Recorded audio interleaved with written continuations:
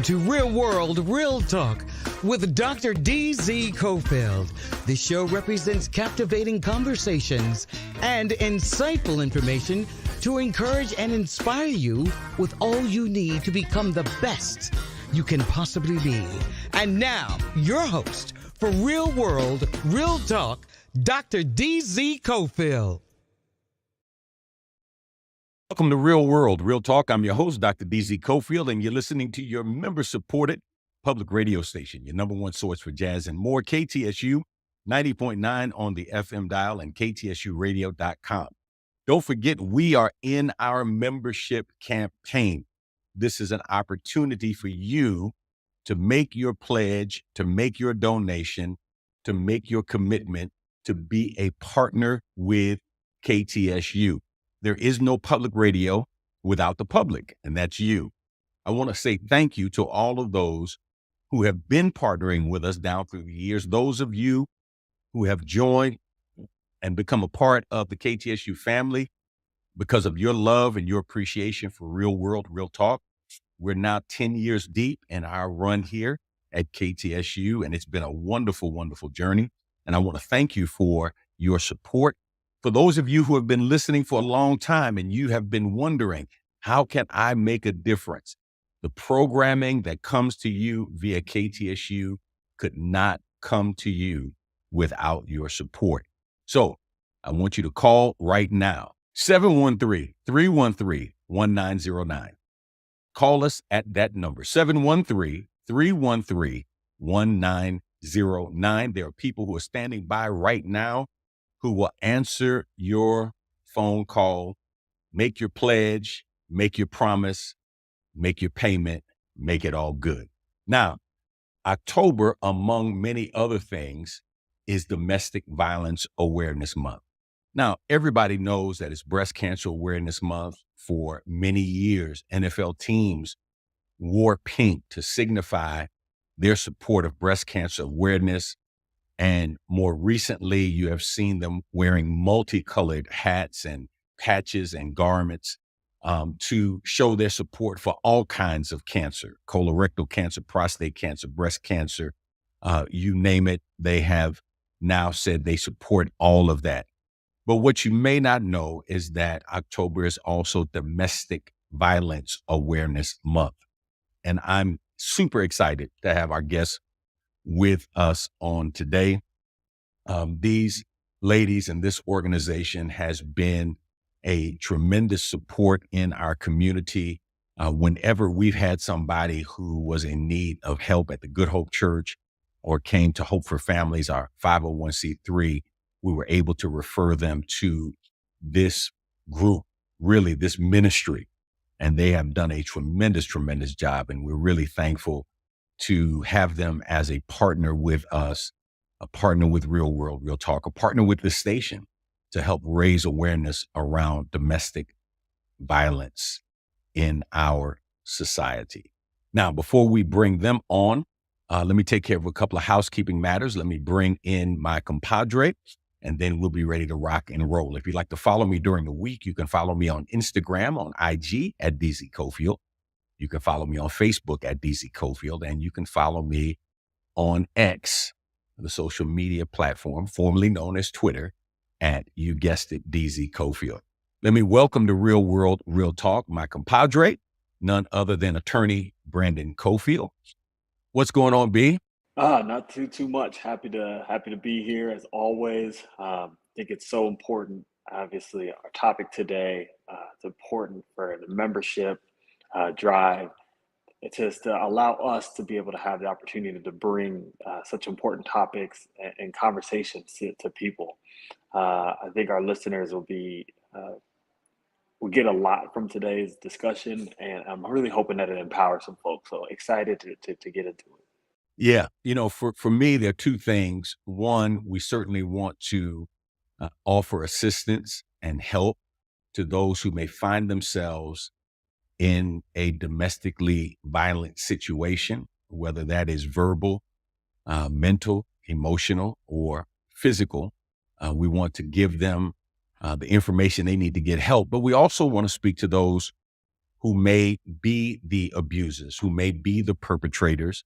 And one of the things I want to say to everybody who's listening, hurt people hurt people. And when you grow up in an abusive home, one of the things we've been dealing with in our discipleship groups over the last couple of weeks has been the subject of strongholds. And one of the things we discovered about strongholds is that strongholds are typically planted in you at an early age to the point that you might make the mistake of thinking it's your personality or it's who you're destined to be. When in actuality, many times we are simply victims who are now victimizing somebody else. And so we also want to give those who may need assistance and need help the opportunity to find that as well. Let me welcome to Real World, Real Talk, two ladies that have been with us in the past, and they always provide great information. Let me start with Brenda Sykes. She is the executive director of Bay Area Turning Point.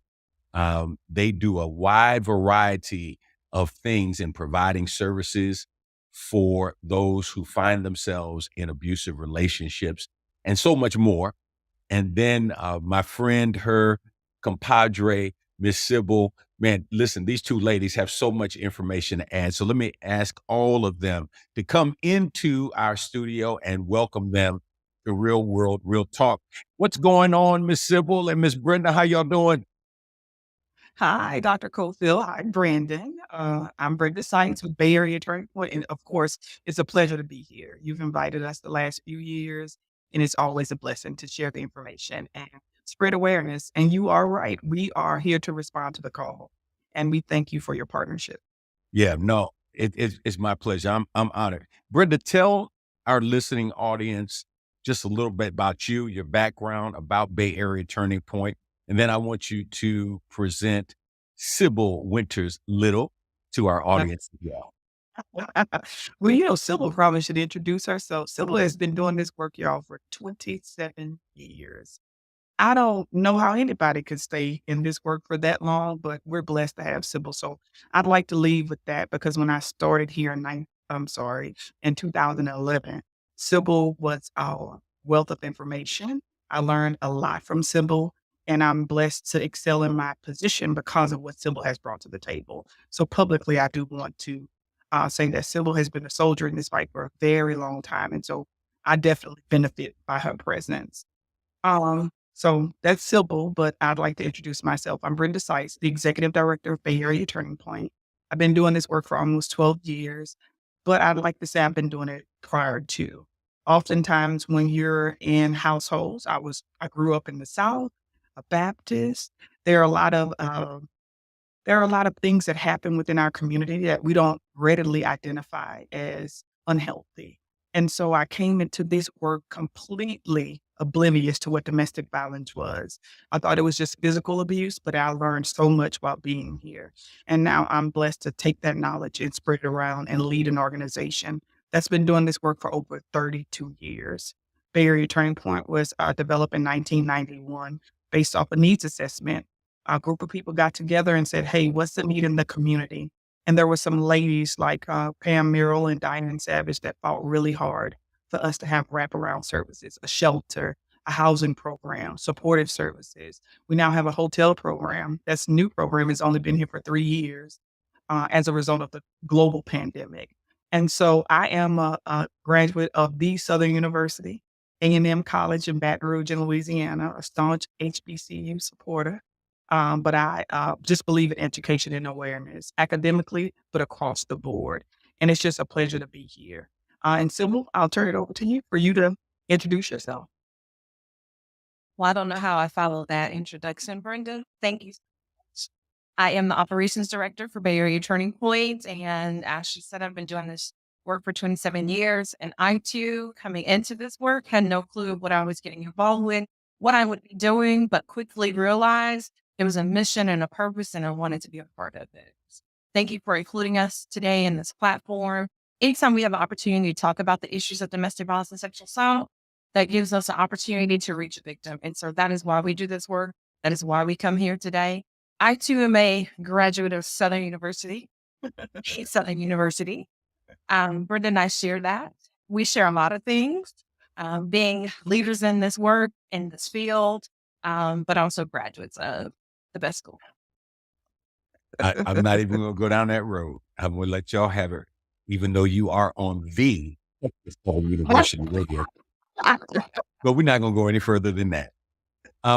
Let's talk a little bit about, let's begin by defining what domestic violence is, because I think, as both of you alluded, many people think it is only physical violence. Some, like myself, who grew up in a very violent home in terms of domestic violence, and this was physical violence, didn't even really know it was abuse. It was just, par for the course. Just kind of knew Friday, payday come, and folk gonna go by the liquor store and they were gonna do their thing, and it's funny, I could almost predict when it was gonna happen in my home, and I'd be sitting there saying as a little boy, like, "Mommy, please be quiet, stop talking," because my mother, man, she was just gonna keep on pressing it, and it was like, oh God, here we go, and it's about to kick off, and I saw that in other households that were in the Jacob Reese housing projects where I grew up. And so define it for us, if you will, Brenda, Sybil, either one of you or both of you. What is domestic violence? So I think we can tag team it.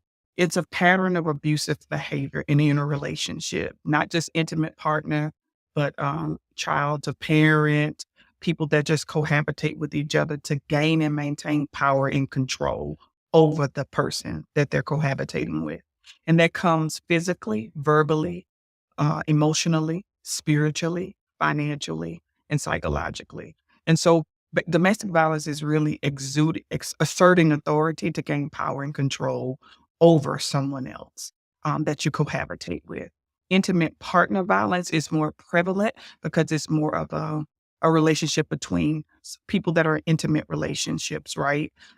They put out information yearly talking about intimate partner deaths, but we do want to let it be known that yes, there's intimate partner violence, but there's also, Sybil and I lived in a house with each other, we cohabitated, and there was some abuse. That's also domestic violence. Sybil, if you'd like to add to that. I think the tough topic, Dr. Cofield, with this issue is most of us, as you said, we grew up in a household, didn't necessarily have a label for it or name for it, but we knew something wasn't right in the home.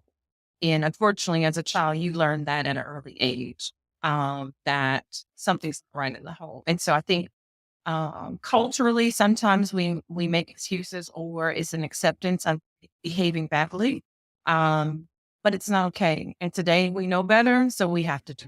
Absolutely. And another thing that's not, we don't have a lot of discussion about is coercion. So recently with the overturn of Roe v. Wade, and I don't get into politics or any of that, but coercion is a way of basically coercing individuals to do things that they don't want to. That's another form of control and power, so that the person that's basically exuding the coercion benefits from the coercion from the other person. And so like birth control and things of that nature, removing it, not using protection when saying you're using protection. That is another form of violence that I think often we don't bring a lot of attention to. That's not sexual assault, that's violence. That's someone removing something from me to protect myself to their benefit. And so domestic violence is prevalent. And I'd also like to elevate the conversation that more men are being impacted by domestic violence today. Women are more impacted, but it's because it's reported more. But the Texas Council on Family Violence put out a report recently. 37 men were killed of the 216 individuals murdered at the hands of intimate partners. 37 of those individuals were men, and most of them were killed by women. And so we also want to highlight that domestic violence is not just a female issue. It's also a male issue. It's an everybody issue, to be honest. But men are definitely being impacted by domestic violence at higher rates than we've ever seen before or that has ever been reported before. Well said. Well said. It's a community issue. And Dr. Cofield, we need individuals like yourself bringing awareness to the platform as you have, and having these conversations and not afraid to have these conversations. I think the church has to be a part of this conversation as well. A safe space for most people to go to is their pastor or a church member. And so having safe spaces for victims to go to and have conversations is important. Yeah, I think I know for me, having been a pastor now, some 34 years, been at the Good Hope Church for 29 years, and I've seen different instances of abuse and evidences of abuse come up. Some in our congregation, among leaders, among officers, had no idea that it was going on. And so it's something that we have definitely pushed and talked about on multiple occasions, not just for the safety of women, but also for the safety of men as well, and for their families, because that's certainly not an environment that you want to grow up in. And it doesn't matter whether the abuser is, to borrow a pejorative term, a saint or sinner. You know, that there's a potential within anybody to try to exercise control using power and force, and whatever that power force, however it manifests itself. And so it's really my pleasure to be able to raise this issue. If you're just tuning in, you're listening to Real World, Real Talk on your member-supported public radio station, your number one source for jazz and more, KTSU 90.9 on the FM dial and ktsuradio.com. You can call 713-313-1909 and make your pledge. We are in our membership campaign. There are people who are standing by right now. For those of you who want to see programming like Real World, Real Talk continue to be on the air. So many of you, whenever I see you in the community, you come out and you tell me, you say, man, I'm so blessed by your show. I'm so grateful and thankful. Sometimes some of you say it's home and you can't even get out of your car because you want to keep listening. And I want to thank you for that. It really means a lot because we put a lot of work into our shows, thinking subject matters, and then trying to bring quality information to you like we're doing today. We can stay on the air and continue to do that with your support. 713-313-1909 is the number to call. People are standing by right now to answer your call, to take your pledge, and to take your donation. Brandon, you had a couple of questions that you wanted to ask? Yeah, so one of the questions that I was particularly interested in, and kind of tying it a little bit to our, last week's episode, we talked about kind of mental health and the impact of work and work from home. And so I was wondering if you all could speak a little bit to the impact of, one, if there's been any sort of uptick in domestic violence being reported where during the pandemic, people working from home, maybe both partners working at home. And then also, if I know so many things that we do as people like learned or mirrored, and if there's a higher prevalence amongst people working in like high stress jobs or anything like that. So just curious if you guys could speak to that. I'll take the related to the pandemic. So we did see an uptick of calls when the pandemic was happening because most abuse happens in the home, right? It's in a place that you share with someone that you love. We did see an uptick in 2020 and 2021, but I do believe a lot of domestic violence is not reported accurately. So we get this data and these statistics. Harris County, I believe, or City of Houston, one of them put out something that said, oh, there's been a slight decrease in domestic violence, once we were going through the global pandemic. But our hotline never stopped ringing. When everybody else was at home on their computers logging on, we had to transfer our calls to our cell phone so that we can man the hotlines. When you are in the home, which is the place where the violence occurs, being there isn't safe. So stay home, stay safe works to prevent the spread of communicable diseases, but it doesn't work when you're in a volatile relationship. When you couple that with the economy, social injustice, and all of the different factors that come into place, you're going to see incidents of violence at rates that you never see, particularly in communities of color, because there are additional barriers coupled with what everybody else is experiencing that makes it really difficult. And we're not going to call the police. We're not going to call the police. I'm a mother of a daughter. I have a significant other, and I would think twice if I had to call the police based on what's going on in the community. And so when you couple all those various factors, there's some reports out there that says, yes, there was an increase, and there was, but then you'll see law enforcement particularly because they want to show what they're doing that, oh, there's been a decrease. But if it's not reported accurately, right, then you're not going to see a true depiction of what's actually going on in the community. If you just are on ABC 13 or Channel 2, or if you are on social media, there are literally incidents of violence every single day. You're hearing about murder suicides. You heard about this teacher in spring, this young lady trying to help her friend, right? And then the perpetrator killed the friend. That's a secondary victim of violence. There's so many incidents of violence related to stuff like the pandemic, but also it's learned behavior, like we mentioned before. I believe you spoke about it before, Dr. Cofield, growing up in a household and thinking that is normal. Some people repeat those same behaviors, and then some people decide, I'm not going to do that. I'm going to learn from that, and I'm going to be a better person. But I also think, and I am probably going to get raped over the coals for saying this, but when society projects violence as okay through music, through games, through referring to muscle shirts as wife beaters, when we make that common and we make that okay, we're supporting violence. When you support violence, domestic violence, it's shortly thereafter. So there's violence in the sense of I'm just going to kill somebody I don't know, but there's violence in the sense of I'm living with someone and I'm going to harm them and take power and control over them just because I can. And I've used tactics to do so. I think stress contributes to it. I think stress contributes to it, but it's not the only factor. The behavior choice. People choose to abuse other people. It's not something that I don't get with somebody and you ask me, do I want to be abused? They use tactics like isolation and things of that nature. And then I'm invested in the relationship. And now I don't know what to do because I'm separated from everybody. I may not be working. Then when you say, okay, then the global pandemic happened. Because domestic violence may be new to a lot of people, but it's not new to people. Like Sybil and myself have been doing this for years. So the global pandemic did intensify domestic violence, but people are being killed at alarming rates. If you just look at the news right here in Harris County, I mean, it's astronomical, the amount of people who are being murdered. One person is too many.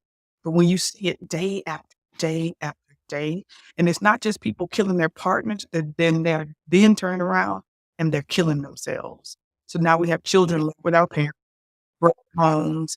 And if we don't do something to help those children, the cycle will often repeat itself. A friend of mine was telling me the incident. So obviously, law enforcement shouldn't be like a third party in a relationship typically, right? And specifically in the Black community, it just we know it's going to go south for the most part, even further south likely.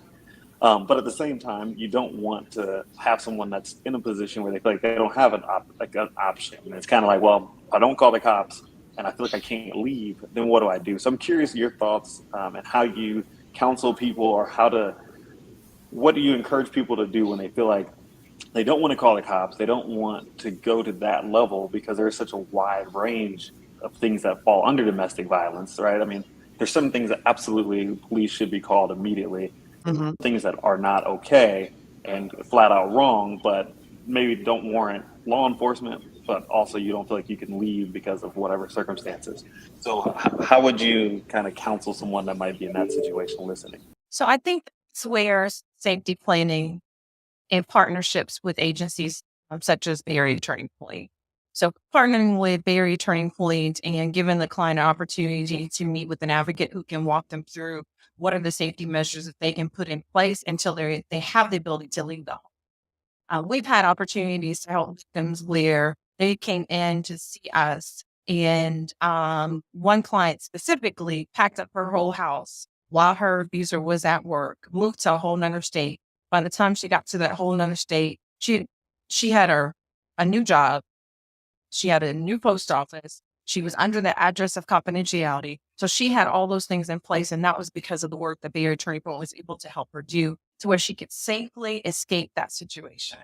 And so when I think of the pandemic, I think of isolation. That was true isolation, but that's a normal thing when you're in an abusive relationship. Oftentimes victims are being isolated from family, friends, and resources. And so it's important that when there's help available, that we're there and we're equipped with that.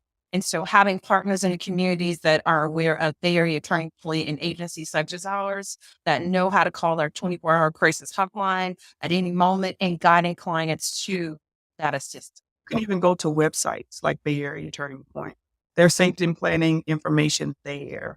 There's a way to escape the website without your abuser even know you were on the website to get information. And like Sybil mentioned, I could have said it better. Calling agencies like Bay Area Turning Point when you can, but you have to do it safely. Making sure that who you're contacting is not traceable. Maybe if you're at work, calling from your work phone, because abusers are very savvy and very controlling. So that's why you have to partner. Or when we partner with you all and you gain the information, you share it when those individuals are in front of you so that they can hear directly from you. Hey, let me put you in contact with someone so that you can get the information you need, right? So that your abuser because if an abuser finds out you called us, they are going to be angry. So we have to create a safety net between community partners. So it's calling the hotline, it's looking at website, but us educating you all, and then you all then sharing that information with those who are sitting in front of you. It's much easier for Dr. Cofield to tell one of his congregation members, hey, this is what you need to do if we provide the information so that he can then share it while that person is sitting right in front of him so that he can give them the information that's needed. So is it okay then for, let's say a sibling of mine or a good friend were to call into like a service like you all provide? Because I mean, I think I would be a little hesitant because I don't want to possibly jam up the phone lines for someone that like really is in need, like immediate crisis. But if I feel like, hey, something doesn't feel right, I feel like something is off. I'm not really getting full contact. I feel like there might be domestic violence going on with a close friend. Um, what's the best avenue to go about either getting the information for myself to convey it, maybe discreetly, or what? How should someone go about doing that? You're not jamming up our phone lines, Brandon. We want you to call us so that you can get the information so that you can be a resource to the person that you care about that's in need. So that's, again, they can call us themselves directly. You can call for them. Now, we'll give you information, but we won't speak about anything specific to that person. And we may tell you, hey, can you hand them your phone and put them on the line? So we are trained to respond to it in a way that protects not only the person that's being abused, but it protects you as well. So we equip you with all of that information. We safety plan with every single person. But if you call us, Brandon, and say, look, I believe my cousin is going through something. What can I do to help her? We're going to say, hey, this is what you can do to help. We're going to ask questions, give you guidance, and then hopefully one day your cousin will call us so that we can help them as well, or call an agency similar to ours, because we all work together. If you don't call Bay Area Attorney Point, you can call any other agency as long as you get connected to someone that can help. And Brandon, you're the safe space for that person. Believe it or not, most times people are going to call a family or a friend or a pastor before they ever reach out to police or hospital or Bay Area Attorney Point agencies like ours. And so definitely you being equipped with that information is crucial to our work, crucial to the victim, getting them out of the situation, educating them, validating them, supporting them, all those things that they're looking for. You know, you mentioned that you don't know if it's really happening, but just trust your gut. And that's what we encourage clients. If this is what you believe is going on in your home, trust your gut. Your gut is not going to take you in the wrong direction. And so being a trusted confidant to that victim, they may not leave today, but there might be something that you say tomorrow that'll help them make that decision. Right. And guess what, Brandon? If that person end up not being in an abusive relationship, great. But more than likely you will encounter somebody who has. So now you have the information that you need so that you can share to the next person you cross that may need the assistance. If you're just tuning in, you're listening to Real World Real Talk. I'm your host, Dr. DZ Cofield. We're going to take a short break. We'll be back in just a moment. as we continue our look at Domestic Violence Awareness Month. Don't forget, we are in our fall membership campaign. Call 713-313-1909. That's 713-313-1909. Make your pledge to KTSU. This is public radio, and there is no public radio without you, the public. We need your partnership to help keep KTSU on the rise. We'll be back in just a moment to continue our discussion with Bay Area Turning Point and give you some numbers and some information so that if you are in need or you know somebody who's in need, you can share that information with them, or you can get that information and use it yourself. We'll be back in just a moment.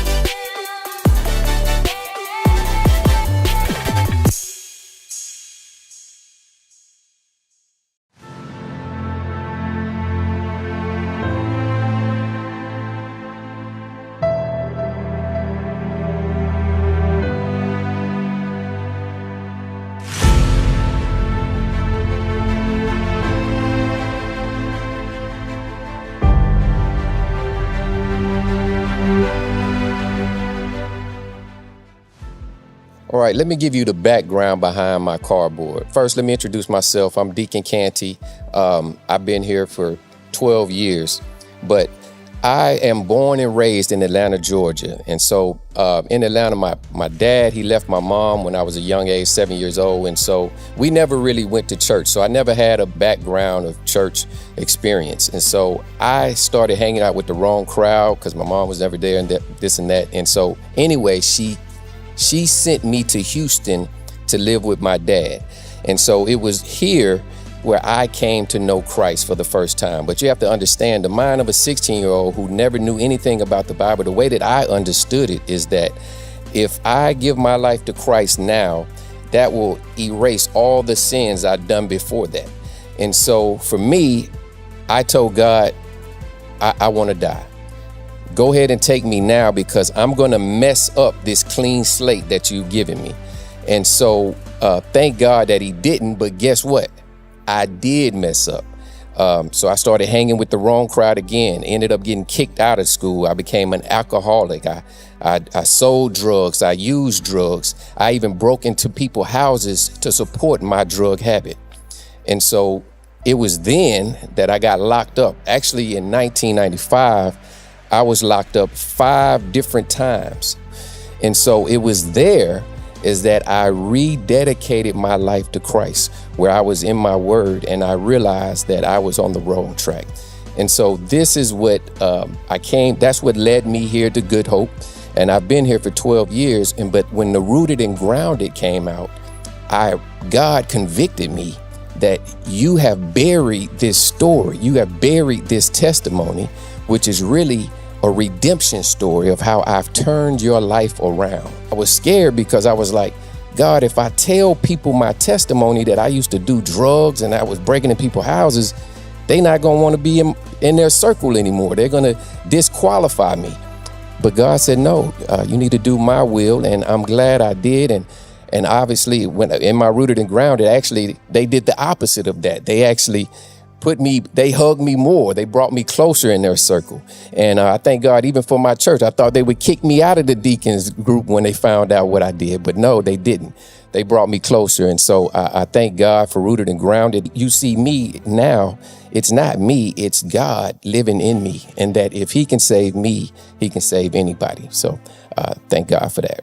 And so I invite you to Rooted and Grounded. It's been very powerful in my life, and I pray that it'll be powerful in yours. Amen.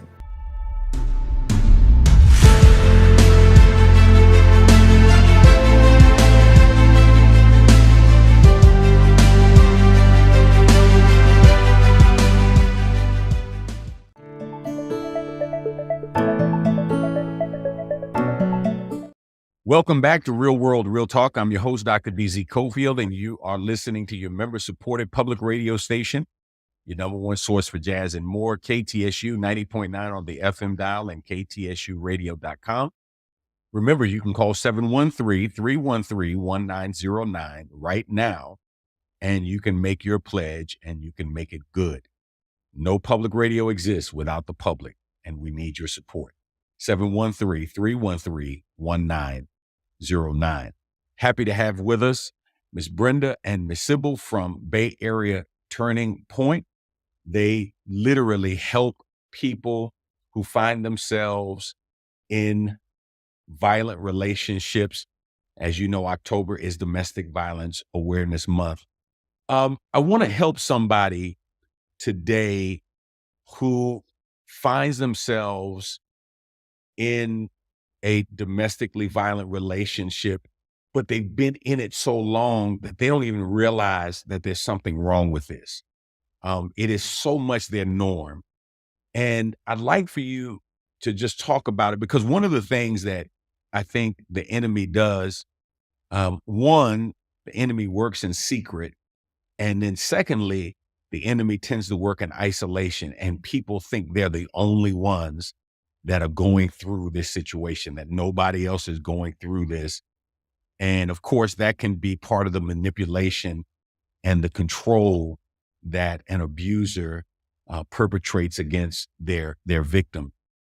So let's help somebody who may be struggling with that, who may need to leave. They're being repeatedly violated in terms of violence, whether it's mental, emotional, physical, verbal, whatever it is. But let's help somebody understand that they're not the only ones that are going through this, and this is not something that should be their norm, and this is not something that they deserve to be dealing with. Actually, Sybil will take that one. You know, one of the things that when you think about abuse and isolation and getting out of the situation, definitely is having tools to get out of that situation, but also the courage to do so. I was at the presentation on Sunday with Clear Lake Presbyterian, and this is Pam Merrill, who actually was one of the founding directors of the agency. Her pastor was giving a message, and I was really impressed with this. And what he said is the best way to love in an abusive relationship is from a distance. So when I heard that message, I thought, whoa, that says a lot. He's not saying a whole lot of words, but that says a lot. And so if you're in an abusive situation, and yes, we understand you love that partner, you love that person, and all those things, you might even have great memories that you share.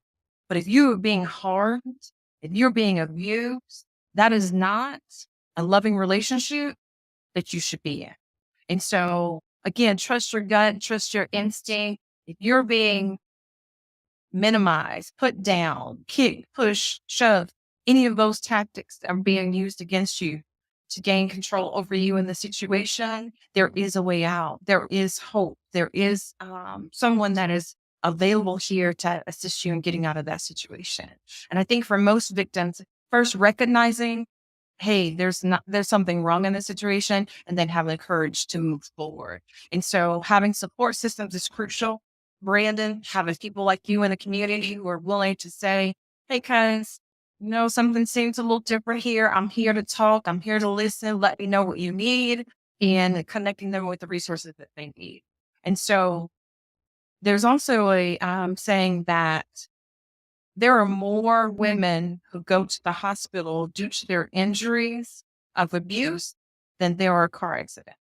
And so in Houston, we know what car accidents look like. Let it rain a little, and my goodness, we lose our minds. And that is a lot. That's an alarming number when I think of that. And so having hospital staff that understand domestic violence is walking through the door, having police departments understand that's domestic violence walking through the door, having churches understand that's domestic violence walking through the door.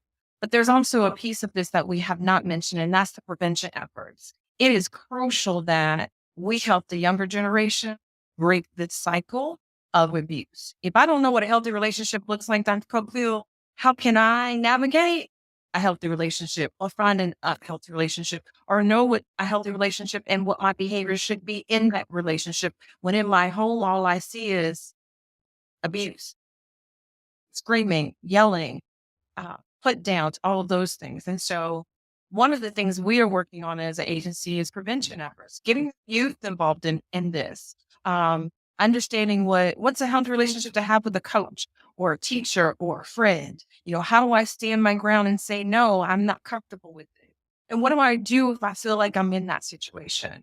And so I think, that might be an avenue that might lend to ending domestic violence in our home and in the community. Absolutely. And also, Dr. Cofield, you mentioned that, you all are having the conversations in your congregations. When there are children ministries, when we can talk about prevention or healthy relationships. In children's ministries, children learn things, and then they will often speak out against things that are contrary to what they learned. We can also make sure that, because when we get to marital counseling, that's not the place because they're already in it, right? So we need to invest a lot of time in the prevention, in the forefront, in education, going in schools, letting in community centers, and putting out collateral, and then fighting wholeheartedly against the stigma associated with being in healthy relationships. Because again, society will make you believe that a lot of things are okay that genuinely are not okay. But you mentioned you wanted to talk about ways that people can help. So our hotline is 281-286-2525. And it's a 24-hour crisis hotline that's manned. And although while I'm saying call our hotline if you need help, I want to be abundantly clear that the need is so overwhelming that sometimes people are calling us and they're needing to flee, but our shelter is full to capacity. Every service we have to offer residentially is full. But even if we can't help you in that moment by getting into our shelter, we can still safety plan with you or get you connected to another organization to assist you so that you can escape abuse. Our hotline number is our 24-hour crisis hotline. It's 281-286-2525. And again, it's manned 24 hours a day, 7 days a week, 365 days a year, so that we can be of service to the community while in need. Oftentimes when we do this with you, Dr. Cofield, we get calls from individuals wanting, and mostly all they're wanting to do is talk. And we can do that with individuals as well. If you're not ready to leave, that's fine. Still call us. We will safety plan with you. We will referral. We will go over danger assessments with you so that you can know, so we can have a conversation with you about your level of danger. Oftentimes people think it's not that bad, right? Right now, strangulation is the only indicator to us outside of an abuser saying, I'm going to kill you, that homicide will follow. Let that resonate. Someone has to literally say it or strangle you for us to let you know, hey, your risk is at a level that you really have to consider. And so just like we need the community to back us in letting individuals know it's a collective effort. We're going to partner with agencies like Bay Area Turning Point. We're going to do the best that we can to service. But we're in the fourth largest county in the United States, and the need is so overwhelming. It's mind blowing the number of calls we get a day. And unfortunately, we have to turn people away. And so I want people to know that even though we may not have space, we still can offer you other resources. We can bring you in and tell you how to protect yourself. We can get you connected to things that help you plan to escape your abuse. Because I think you mentioned it, Dr. Cofield, it's a cycle. You can see it coming.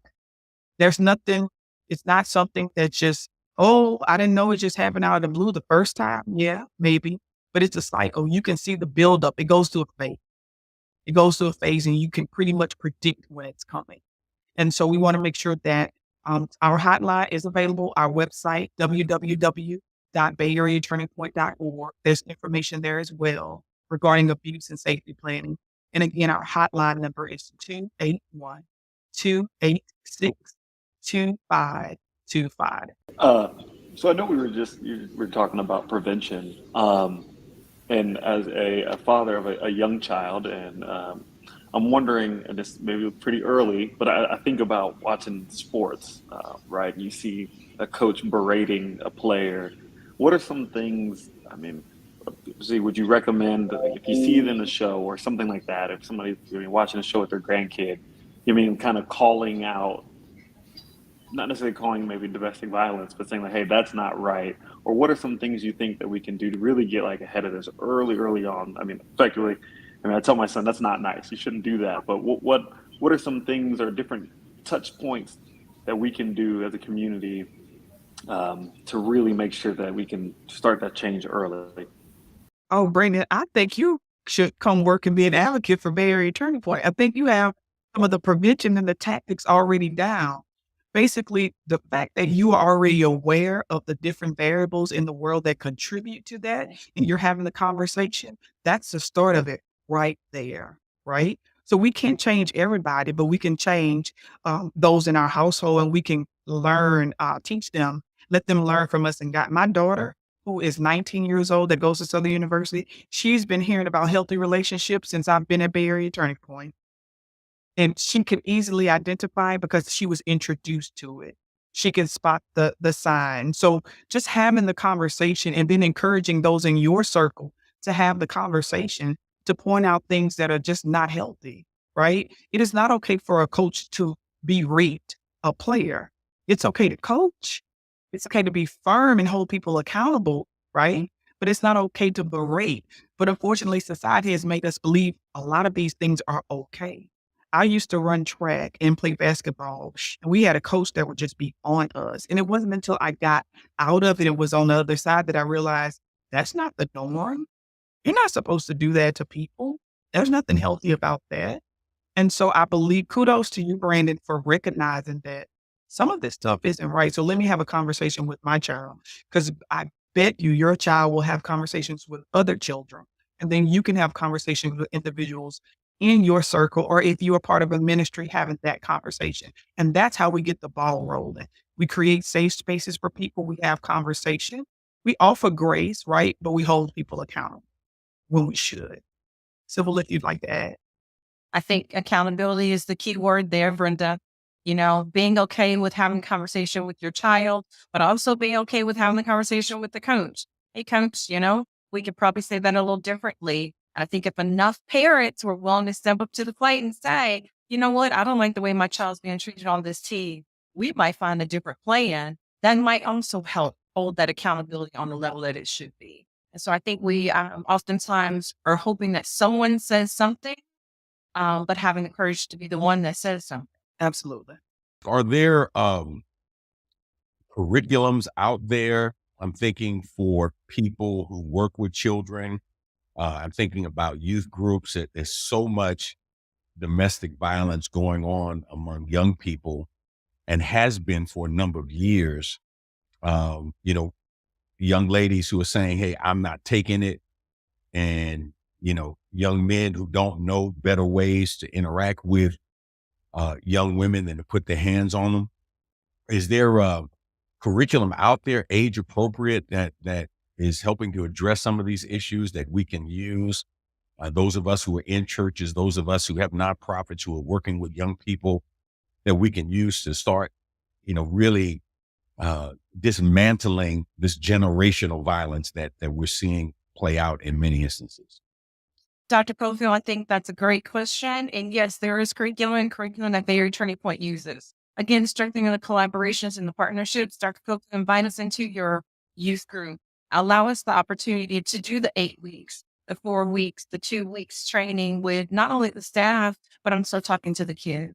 And so opening doors and making it available for agencies like Bay Area Turning Point to come in and be the experts at the table, to give the information to the teams, the students, the teachers, the pastors. It's a wraparound service on prevention. And so giving us opportunities to do that is what we're here to do. Absolutely. So within your own right, you can offer the spiritual guidance and all of the other resources, but the experts are the best ones to have the conversation. And I don't mean that in a negative way, but the training and the time that we put into the language, and we make it age appropriate according to the different variables amongst, the children's group. So the way we talk to 5 and 6-year-olds is going to be totally different than how we talk to 12-year-olds or how we talk to 16-year-olds. So we do a lot of work into crafting and cultivating language at the level of the child that we're interfacing. And another thing that I would add is getting the parents to see the value in it, right? A lot of people don't want you to talk to their child about domestic violence or sexual assault. A lot of it could be because they may be experiencing it. But if we could convince the parents, or if you all could partner with us in working with the parent to show the impact to the child in the long term, short term and long term, by allowing us to come into the spaces to have the conversation, right? And we most certainly respect every space, right? Anything that we're going to present will be approved by whatever the community partner wish is. We won't present anything that will go contrary to what the standard is, especially when we're dealing with institutions of faith. But we want to make sure that we have the language, and we don't use domestic violence when we're talking to children, right? We use healthy relationships, anti-bullying. We curtail the language so that individuals understand overall what healthy relationships look like. And if I can share an example, my boys actually had an opportunity to go through a prevention program that their Turning Point hosted at the church that they attended. And so we not only worked with the teenage boys, we worked with the teenage girls separately and the parent. And so whatever the children were learning, the adults were learning as well. And so I had the opportunity to work with the adults, and two of the adults were teachers in Dickinson ISD. Several of the exercises that they learned in that, they decided, I want to take this into my classroom. And till today, they are still using those exercises in the classroom with the kid.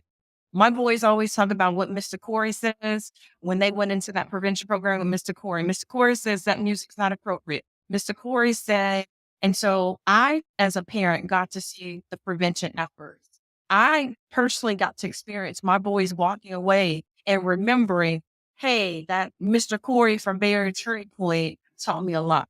And so we believe prevention is the direction that we'll need to go in order to break this cycle of violence, not just in homes, but in communities. Because we all know that what happens in the home oftentimes bleeds over into other areas. And so when little Timmy sees dad at home getting his way, or this is how he's manipulating his mom, Timmy's going to use those same tactics at school because they work in his mind, right? And so having the partnerships, having opportunities for us to have the space of talking about, again, healthy relationships, what does that look like? And how can we teach children what that looks like? If you're just tuning in, you're listening to Real World, Real Talk. I'm your host, Dr. DZ Cofield. I want to thank you for being with us on today. Don't forget, we are in the midst of our membership campaign, our fall membership campaign, and we want to give you an opportunity to give in support of programming like Real World, Real Talk. 713-313-1909 is the number to call. There are people who are waiting to answer your call right now. 713-313-1909. There's no public radio without the public, and we would love for you to be a partner with us in continuing to spread the good work of KTSU. So let me say this before we go any further. You all put Good Hope down on your schedule. We're going to work out when we can have you to come and share, because I do think the information is so important. And I didn't realize that you all did that. So now that I know this, when you know better, you're going to do better. So we're going to make sure that we get you all involved in both our children's ministry, our youth, and our young adults as well, to make sure that we can spread the healthy message of healthy relationships. What are some closing thoughts that you all have as we get ready to go home regarding Domestic Violence Awareness Month? And what are some things that you want to say to our listening audience? Ms. Brenda, we'll start with you, and then Sybil will give you the final word before we get ready to go home. Okay, thank you. I'd like to say that domestic violence doesn't discriminate. Whether you are a person of faith or not, Black, white, Hispanic, all aspects of life, all walks of life, it could happen to anyone. And if someone is out there and you may be embarrassed because I went to school or I've achieved and how could this happen to me? Please know that it could happen to either one of us. It could happen to someone that you know very closely. It could happen to teachers, to people that are in the ministry. It happens all the time. And I just want to encourage you to make sure to reach out to places like Bay Area Turning Point. You are not alone in this. You have Bay Area Turning Point, other agencies like Bay Area Turning Point, and Dr. DC Cofield and Brandon, people that are in the community that want to help and that want to make sure that you're okay.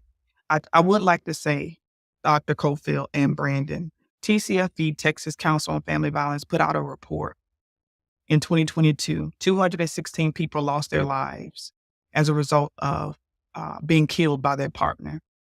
96% of those people were killed by firearms. I want to do this little plug here. Your vote matters. Legislation, voting locally, voting federally, all of that matters because that drives the conversation regarding legislation. In the state of Texas, gun reform is so hard because of the type of state that we live in. And I know voting is important. I want to plug that in as well because that directly impacts our work. The youngest person that died was 13 years old. She was murdered by her 15-year-old boyfriend.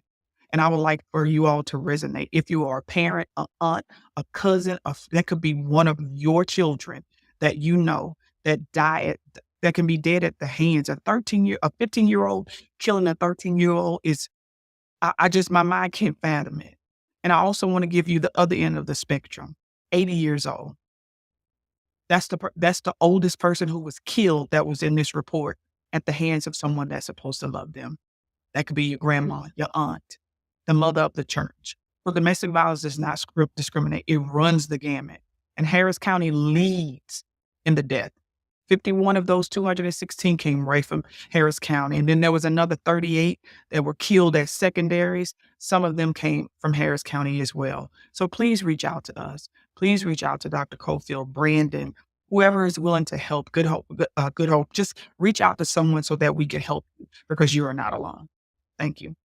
And so this month is October Domestic Violence Awareness Month, and we're focusing on the words, everyone knows someone. So when we talk about domestic violence and it being a home issue, it's bigger than that. It's a community issue. As Brenda said, there are lives being lost, not just the lives of the victim, but also family members. When we look at the report, there was a 2-year-old who was murdered in that family unit. That's heartbreaking. I can't imagine. And so we need everyone to be a part of this purpose, part of this mission. And Dr. Cofield, as you know, my slogan is love shouldn't hurt. Brandon, what are some final thoughts you have, man, before we get ready to close out? I think for me, I'm excited to have more knowledge about this specific topic and how pervasive it is. I mean, I just think about the times that, I say locker room talk, or you hear simple things like, oh, okay, playing games or mind games, or someone's like, oh, I got that person trained, and really what they're saying is they probably are being abusive to that person, and they're just thinking about how normal that is and maybe how much of an impact I can have on people moving forward if I say like, hey, that's not right. Because I think a lot of people just don't hear that it's wrong to be abusive sometimes. I know it sounds ridiculous to say, but even those seemingly micro things kind of compound. So I'm excited to be more of an advocate. I'm excited that our listeners got an opportunity to hear something just so important and so impactful. Thank you all, ladies, for being with us on today. Thank you for sharing your information. Thank you for just helping our listening audience get a better handle on this very difficult subject at times, because I think Ms. Sybil said it well. Love shouldn't hurt. And when you say you love somebody, you say you care about somebody, and yet you are constantly hurting them, then you have to question whether or not you really love them. The late Vernon John said, if you see a good fight, get in it. I always add, if you don't see a good fight, start one. And the fight for our self, ourselves, our self-worth, the image that we have of ourselves, the imago Dei, created in the image of God. And what does that mean? And I think part of that means we should not abuse ourselves, and we should not allow ourselves to be abused by others. If you can't get out, call someplace like Bay Area Turning Point and start developing that safety plan. Start planning your escape, how you distance yourself to get to a place of safety, so that ultimately you are making a decision that is not only going to save your life, but it's a decision that's going to help you to live your best life coming out of a violent situation. Don't forget, we're in our membership campaign, our fall membership campaign. 713-313-1909 is the number to call. Thank you so much for being with us today on Real World, Real Talk. Remember, best gift you can give is the gift of life to yourself. So take care of yourself. God bless. Stay tuned. Stay in partnership with KTSU. Till next time, we'll see you. Bye-bye. Thanks for listening to this episode of Real World, Real Talk.